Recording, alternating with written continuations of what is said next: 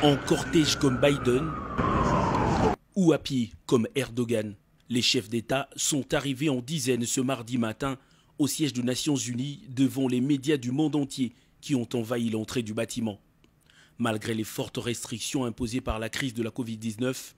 plusieurs délégations ont pu prendre place dans la salle de conférence où s'est tenu le débat général ouvert par le président Bolsonaro du Brésil. Seul chef d'État africain à prendre la parole lors de la première session, Félix-Antoine Tshisekedi a d'entrée de jeu fait un état des lieux de la situation provoquée par la crise de la Covid-19 en revenant sur les dispositions prises par les pays africains, notamment le sien, pour protéger les populations contre la montée vertigineuse des cas de contamination dès les premiers instants. Le président Tshisekedi a quant à ce rassuré de l'engagement de la République démocratique du Congo à travailler avec d'autres États membres dans un esprit de coopération pour promouvoir la santé et le bien-être général.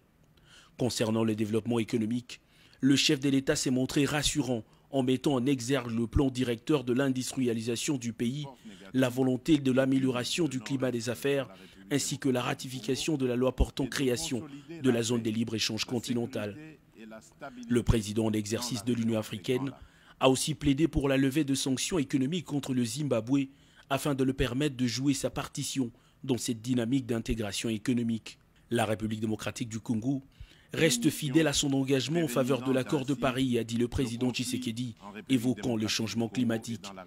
Les problèmes de sécurité et terrorisme ont également été soulignés par le président en exercice de l'Union africaine comme des maux préoccupants du continent africain. La lutte contre l'impunité et la corruption demeure une priorité de notre action, a-t-il poursuivi, avant de plaider du haut de la tribune contre toute forme de discrimination et de violence basée sur le genre et l'accès à l'éducation pour les femmes et jeunes filles. De quoi rassurer la première dame Denise Nyakero Tshisekedi, fervente défenseur de droits des femmes, présente dans la salle. Après son discours qui aura répondu aux multiples attentes, le président en exercice de l'Union africaine a quitté le siège des Nations Unies avant le début de la deuxième session du débat général.